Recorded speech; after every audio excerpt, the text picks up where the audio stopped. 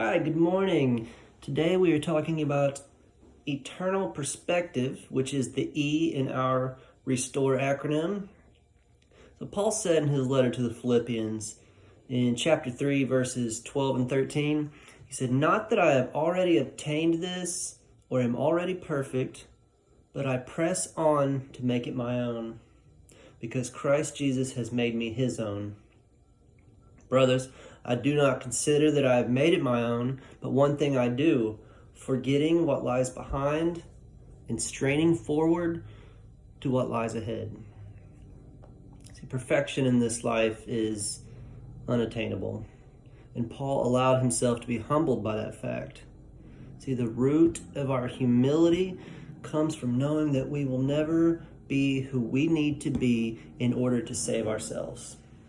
But luckily, someone stood in the gap for us to the point of death, even death on a cross. And when was the last time that you were made aware that you can't do it on your own? See, we are works in progress. And as helpful as the phrase is, progress, not perfection, can be, I would go a step further and say we are progressing toward perfection. See, when Paul says that he is straining forward to what lies ahead, the goal in his mind is knowing Christ and the power of his resurrection.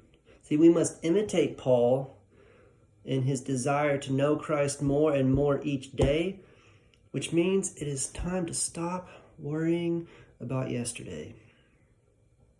See, no matter what, you keep moving forward. You keep going. Stay in the fight. Christ didn't say it would be easy, but he did promise that he would be with us always. And Paul knew this just like we do. He held it in his heart just like we should. And because of that, he lived his life forgetting what lies behind. I'll leave you with this. Perfection will forever remain out of reach until Jesus comes back.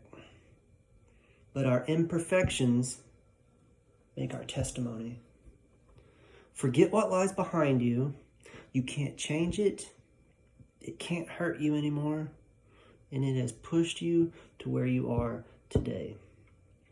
Your job is to be here today. And God will use what he needs from your experience so that people might see him through you. God has placed you on this earth at this time, in this place, for today. And by his grace, we might see tomorrow. Thank you.